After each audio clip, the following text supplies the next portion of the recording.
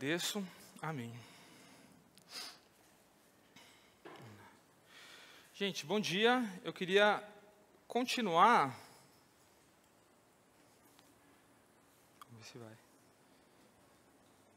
Você tinha para a direita, né? Isso. Vamos lá, gente. Eu queria continuar pensando na carta aos Filipenses. Estava preparando algumas mensagens, né? Pensando nesse tema, nessa carta. E eu queria prosseguir, né? E aqui, Paulo, no capítulo 4, ele segue a mesma estrutura, né, dos anteriores. Às vezes a gente percebe falta de estrutura em alguns momentos, mas a ideia é que ele faz algumas exortações, ele chama a atenção de alguns pontos, ele continua com aquela postura de exortação branda e muitas vezes usando a sua vida como exemplo, usando o seu exemplo, né, para instruir, para exortar, para alertar aqueles irmãos ali na igreja de Filipos. Então, no primeiro versículo, ele fala um pouco sobre isso, né, faz essa transição desses assuntos do capítulo anterior para o capítulo 4. Diz assim: portanto, meus irmãos, amados e muito saudosos, minha alegria e coroa, sim, amados, permanecer neste modo, firmes no Senhor. Então, eu queria chamar a atenção, né, nessa transição, esse portanto, né, permanecer desse modo, ele está citando alguns assuntos lá do capítulo anterior. Ele está relacionando aquilo que a gente viu semana passada com aquilo que ele quer continuar, que ele quer enfatizar ainda. Não é? Lá no finalzinho do versículo anterior, do capítulo anterior, nós vemos essa forte exortação de um grupo de pessoas que não tem o modo de pensar, que não tem aquele tipo de pensamento que ele incentivava os filipenses a ter, né, a pensar da mesma maneira que Cristo Jesus.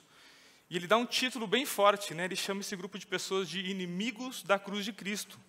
Então, olha o que o texto diz, falando também sobre o seu exemplo, né? Irmãos, sedes imitadores meus e observai os que andam segundo o modelo que tende em nós. Pois muitos andam entre nós, dos quais repetidas vezes eu vos dizia, e agora vos digo até chorando, que são inimigos da cruz de Cristo.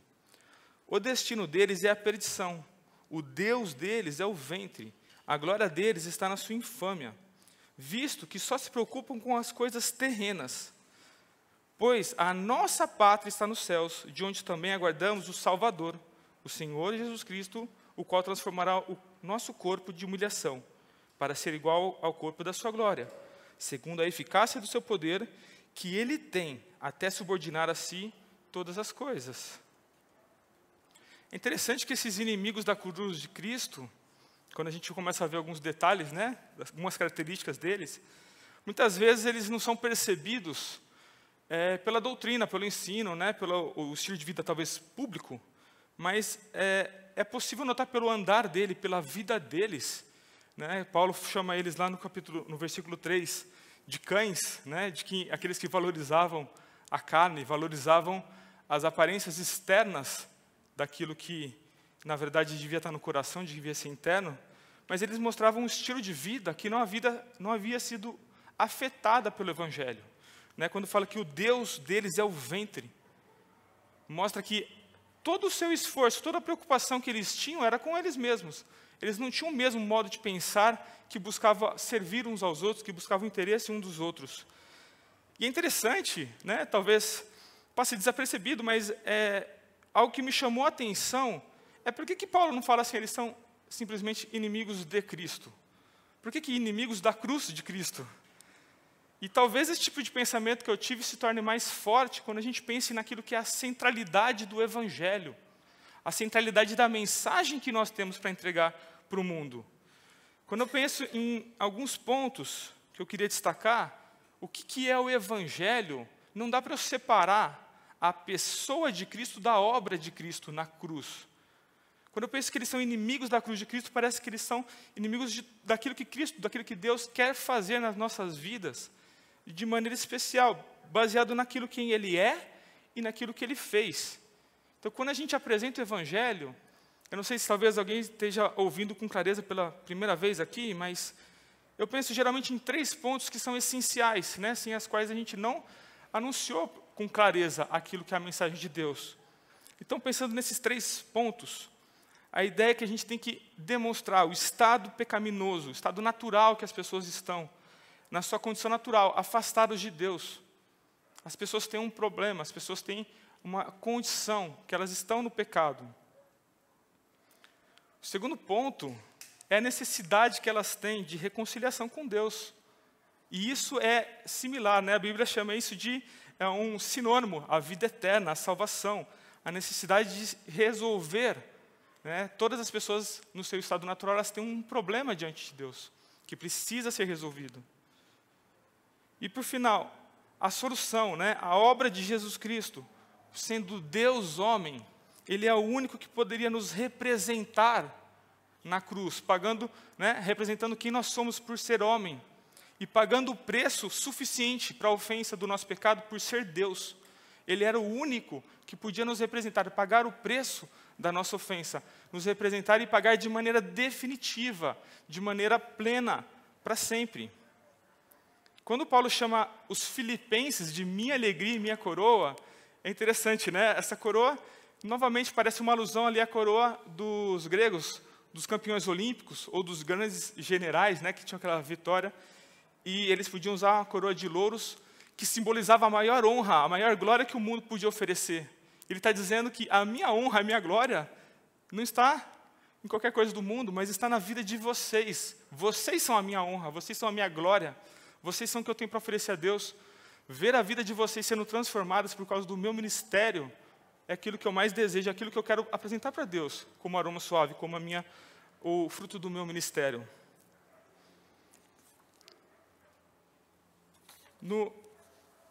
Pensando na mensagem de hoje, depois dessa transição, eu queria falar sobre algumas ordens, algumas afirmações que Paulo faz, mas antes delas, eu queria trazer um ponto interessante da mensagem, que é a ideia de que a mensagem que Deus traz, ela é pessoal.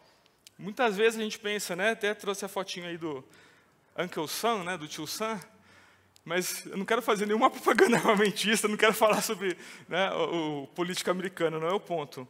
Mas a ideia de que é possível, nós estamos em um país que está em guerra, e eu achar assim, olha, estamos em guerra, alguém vai lutar, né? Mas o ponto dessa imagem é, mas o exército americano quer você, né? Estou falando com você. Esse é o ponto que eu queria enfatizar com essa passagem, tá? Então, quando eu leio textos como esse, que falam sobre pessoas específicas, eu me lembro que Deus está falando especificamente comigo também. Olha o que o texto diz. Rogo a Evódia e rogo a Sintique, que pensem concordemente, como o Senhor, no Senhor. E a ti, fiel companheiro de jugo, também peço que as auxilies, pois juntas se esforçaram comigo no Evangelho, também com Clemente e com os demais cooperadores meus, cujos nomes se encontram no livro da vida. A ideia, né, essa palavrinha aqui, pensem concordemente, é a mesma palavrinha que eu expliquei a semana passada. É a palavrinha de ter o mesmo modo de pensar que me move, que me gera uma ação em favor dos outros, não por mim mesmo, que é exatamente a descrição do que Cristo fez.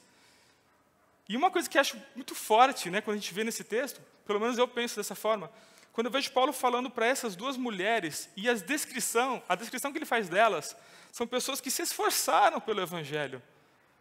Algo que eu me sinto impactado.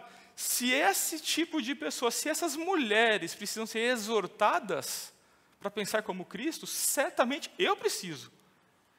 Com certeza eu preciso ser exortado para pensar, para ter a mente de Cristo, para pensar na glória dele e não na minha, para pensar para que o Evangelho dele seja conhecido, para que eu não pense na minha zona de conforto, para que eu pense mais em mim do que nos outros.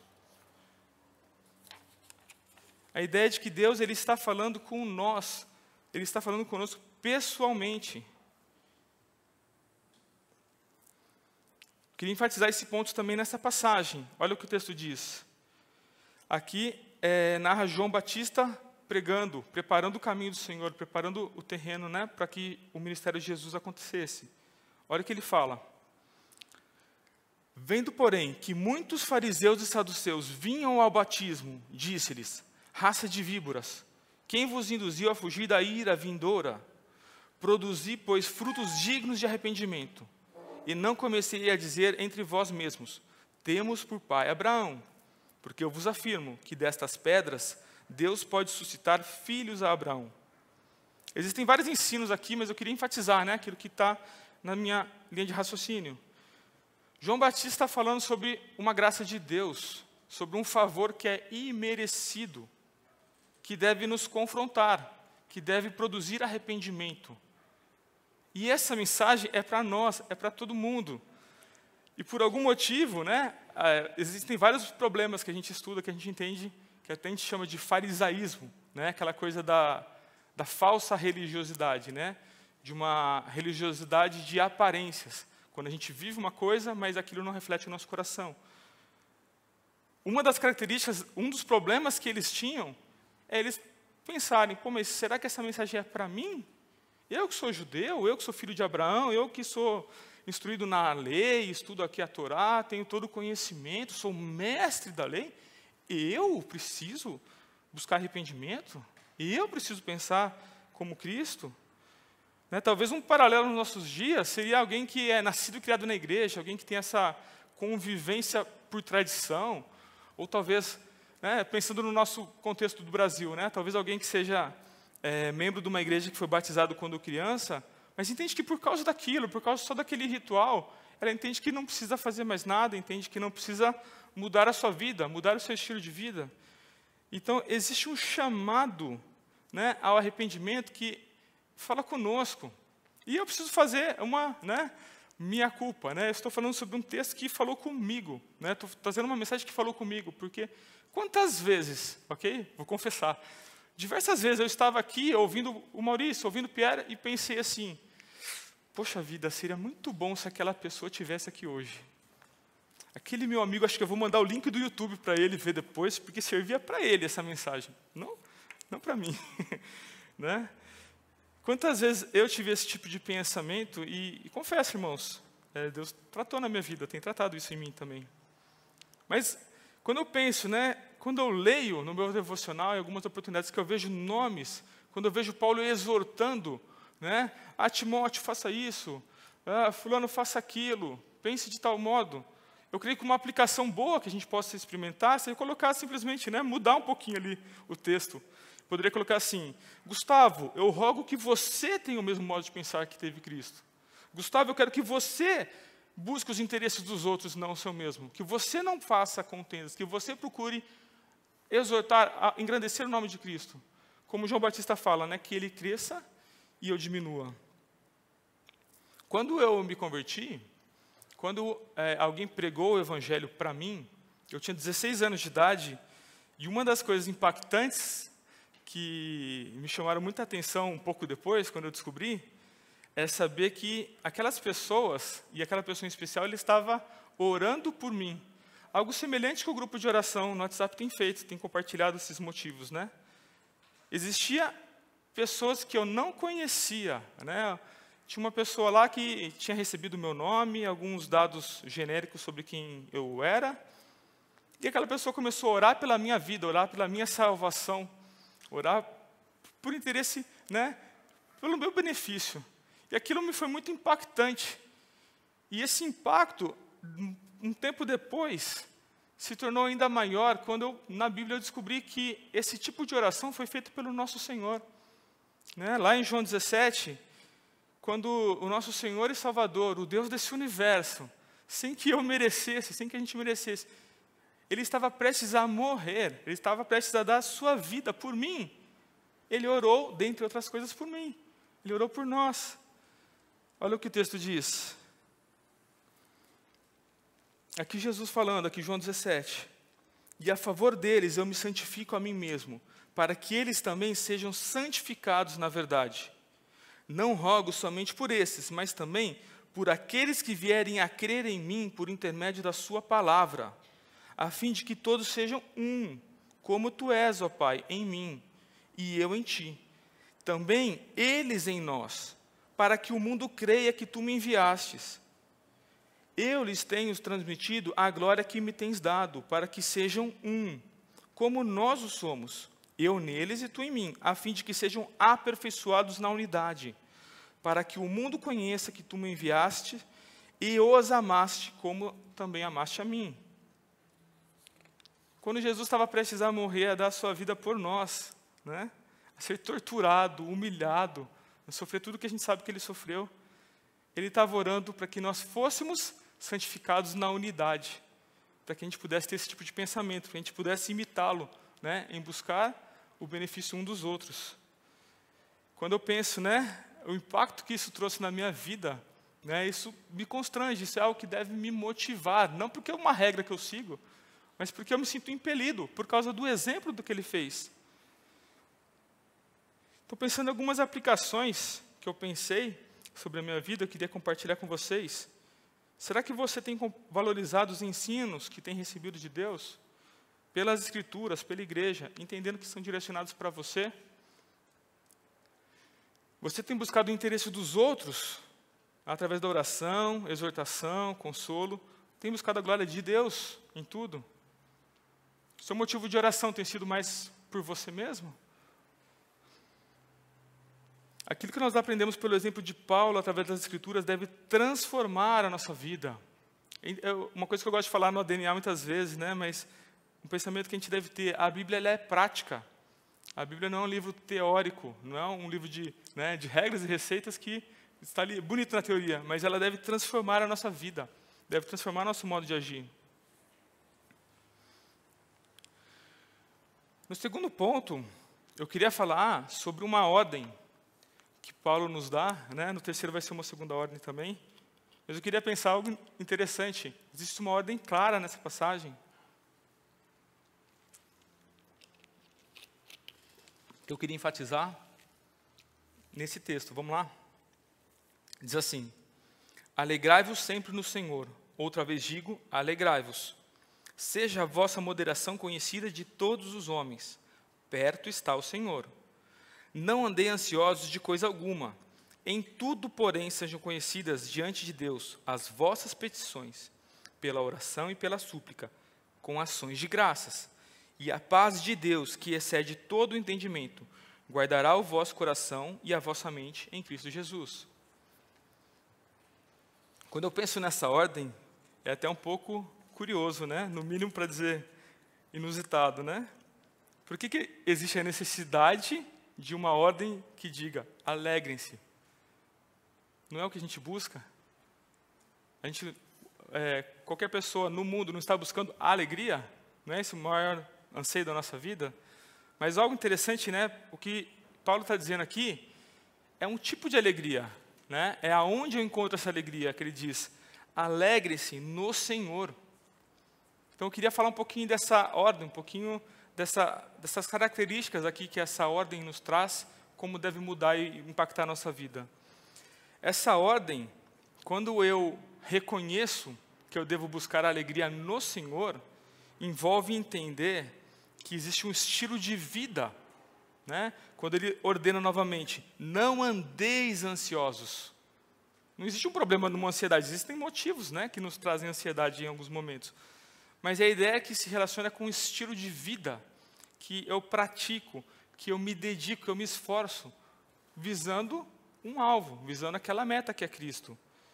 Quando eu entendo que existe uma ordem de me alegrar no Senhor, envolve entender quem é esse Deus. É uma ordem de eu me alegrar baseado em quem é o nosso Deus e o que Ele fez, né? De forma que a minha vida mude, que a minha vida seja transformada, que os homens, que se tornam um testemunho, que as pessoas vejam que perto está o Senhor, que as pessoas possam ver, né, que a nossa moderação se torne conhecida de todos os homens.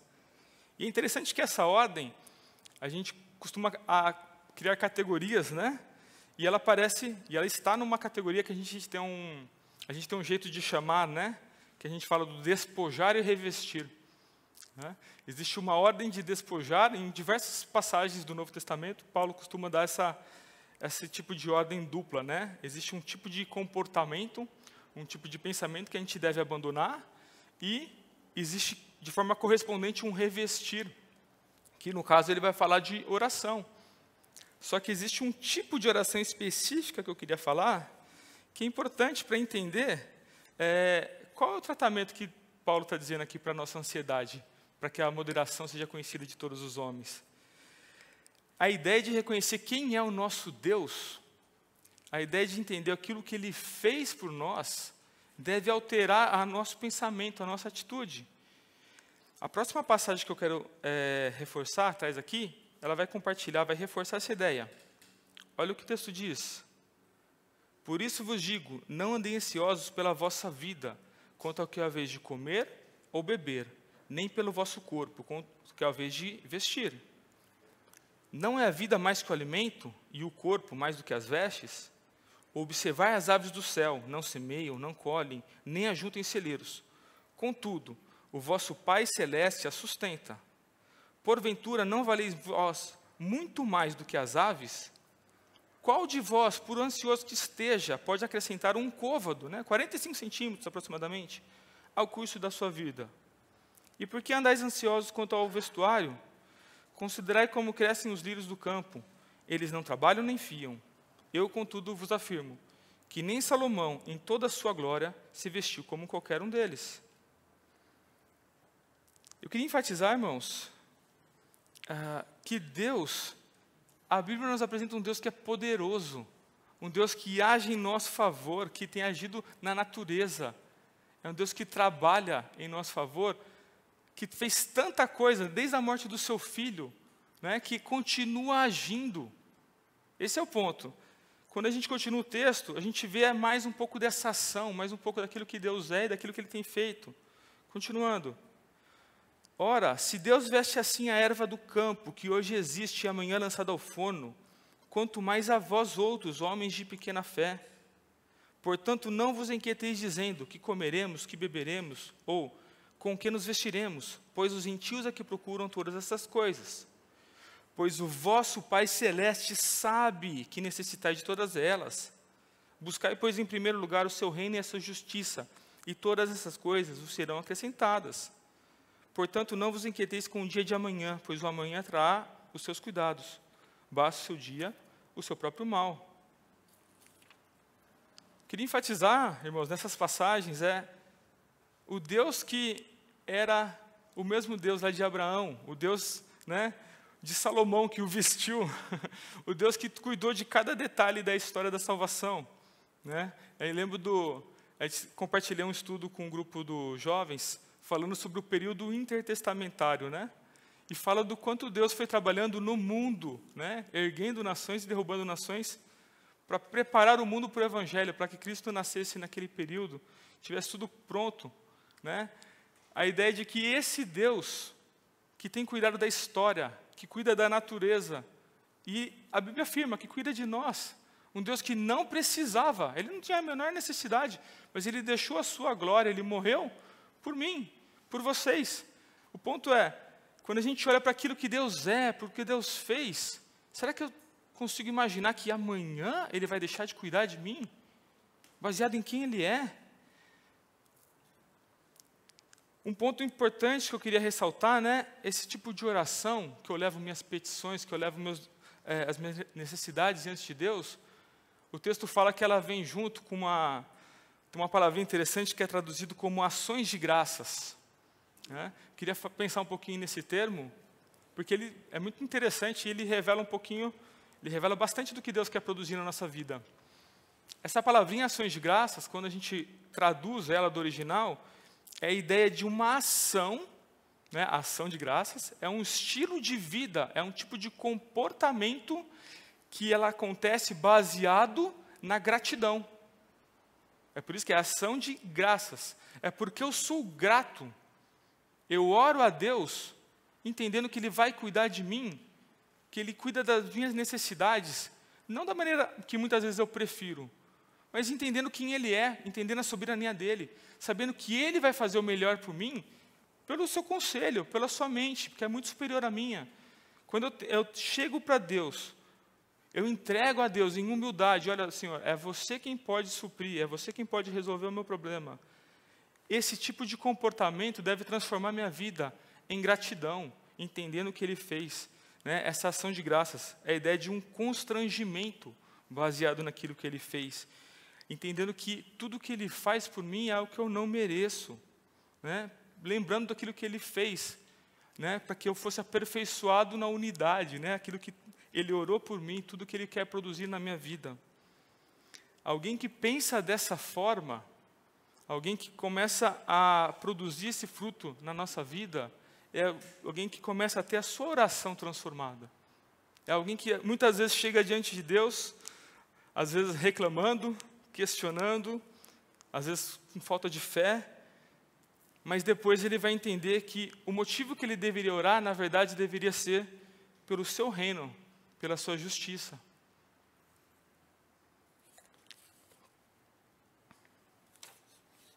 Pensando em algumas aplicações nesse ponto, separei algumas perguntas, né? Queria ler, para que a gente pudesse pensar, porque eu pensei sobre elas e eu creio que seria importante a gente também pensar. O ponto é, aonde você tem buscado a paz? Você tem buscado em Deus ou nas coisas do mundo?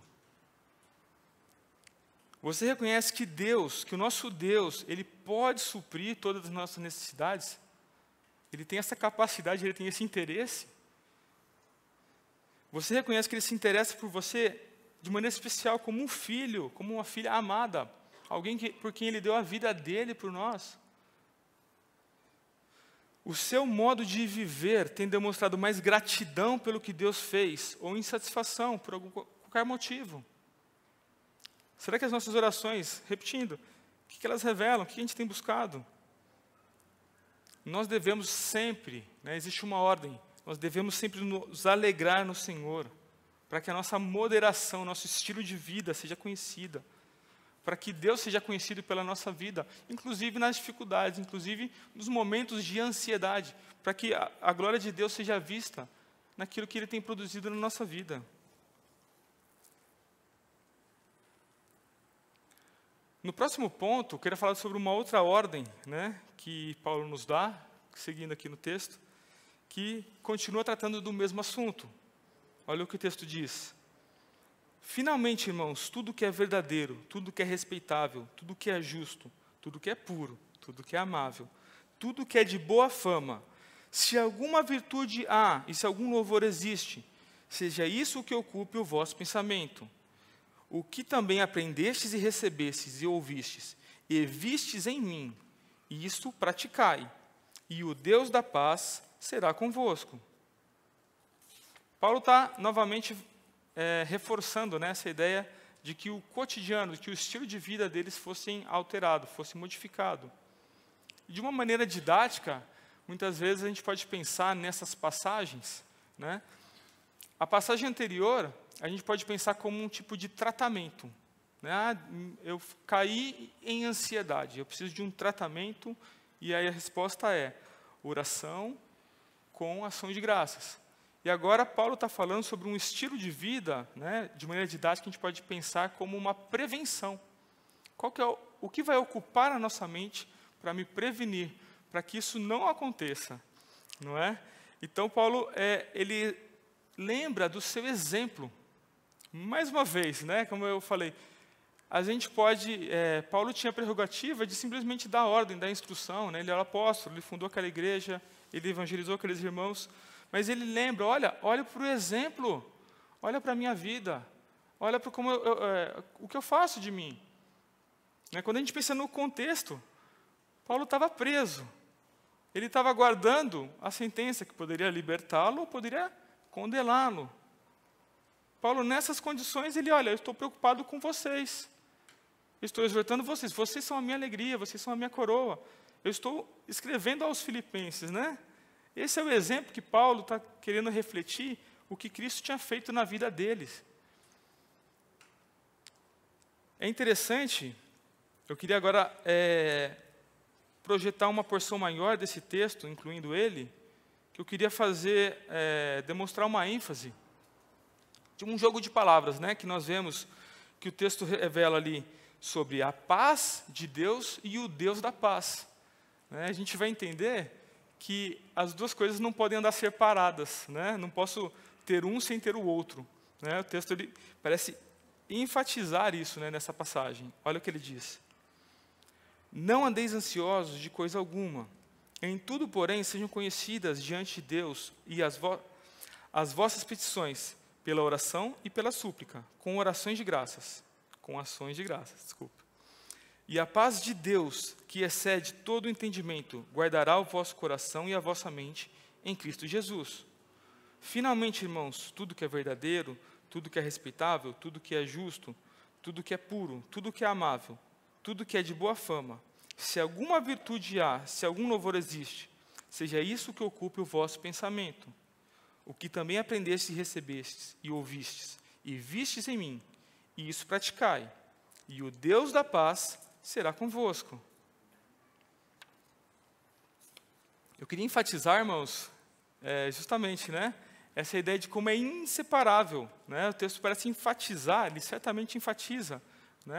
Quando a gente reconhece quem é o nosso Deus, quando a gente conhece o que Ele fez por nós, quando a gente reconhece que esse Deus, na verdade, Ele está buscando restaurar um relacionamento, a gente começa a entender que aquilo que Ele quer produzir em nós, na verdade, é fruto da companhia dEle, da comunhão que nós temos com Ele. Quando eu penso na segunda passagem ali, o termo Deus da paz, eu queria enfatizar um assunto que é tratado muitas vezes na Bíblia, que é o contexto da paz, no sentido de ter paz com Deus, que muitas vezes ela é ilustrada no sentido militar, no sentido de dois países ou dois povos que estão em guerra, estão em conflitos.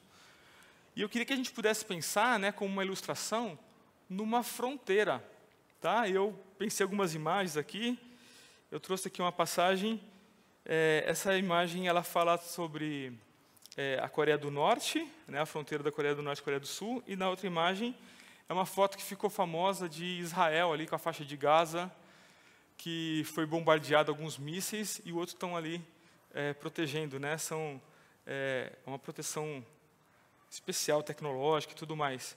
Mas eu queria que a gente pudesse pensar nessa região, numa fronteira de dois povos ou de dois países que estão em guerra.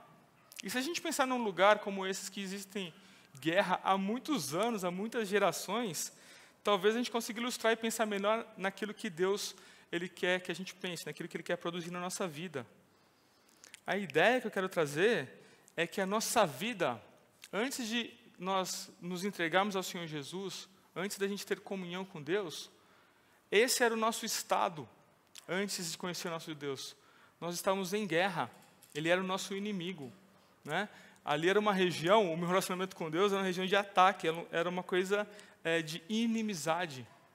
E se a gente pensar nas características, o que acontece num lugar, numa fronteira como essa, a gente só percebe esse tipo de coisa.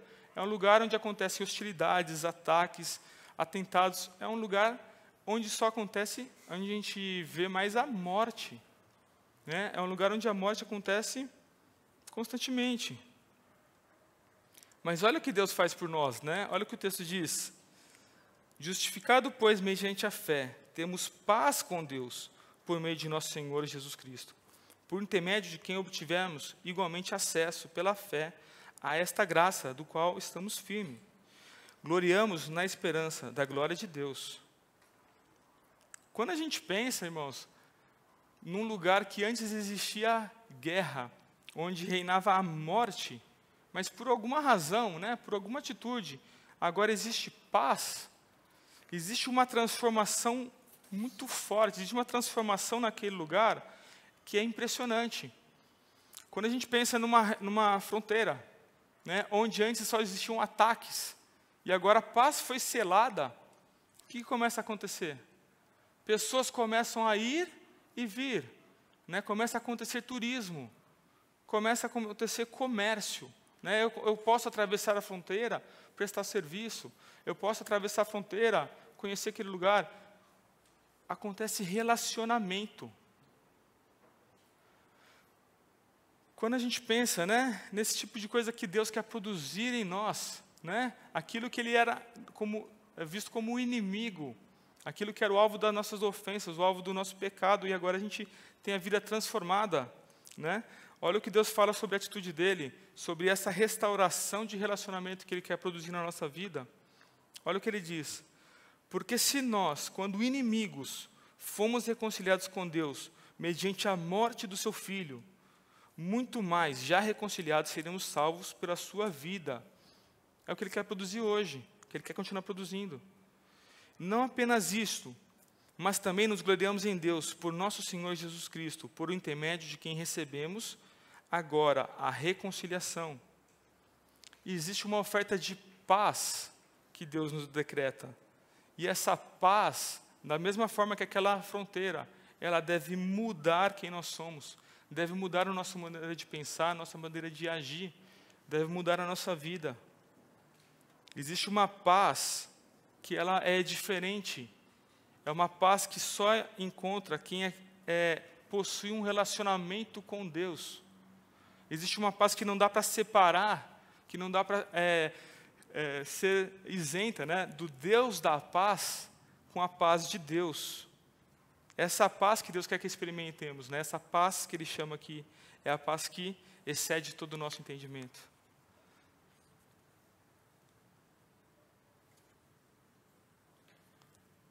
Pensando na última aplicação, nesse ponto, nessa mensagem, o que você tem buscado, né, com que você tem buscado preencher a sua mente? Com quais virtudes, né, você tem buscado? Estão na palavra de Deus? Ou estão em outro lugar? Você tem buscado praticar, tem buscado viver com gratidão, com base nesses princípios? Nós podemos, amados, contar com o recurso da graça de Deus, né? Pierre enfatiza uma coisa interessante, né? Ele falou que a maior benefício que nós temos diante de Deus é o perdão, né? Justamente aquilo que a gente não merecia. E a gente tem a possibilidade de sempre estar corrigindo a nossa vida, constantemente estar buscando e voltar e andar debaixo dessa graça, voltar a nossa mente, seguir, né, para o modelo, para o nosso alvo, que é imitar o nosso Senhor. Amém? Querido Deus, eu quero te agradecer, Senhor, por esse tempo. Obrigado por essa palavra, Pai. Quero te pedir perdão, Senhor, porque muitas vezes eu falho, Senhor, muitas vezes o Senhor quer produzir na minha vida e muitas vezes eu não ouço, Senhor. Quero te pedir que essa palavra que falou tanto a mim também possa exortar meus amados irmãos em Cristo, Senhor, que o Senhor possa trazer salvação, santificação e edificação para a tua igreja. Obrigado pelo privilégio que é caminhar contigo, Senhor. Obrigado pela vida que o Senhor me deu. Obrigado pela morte do seu filho, Senhor.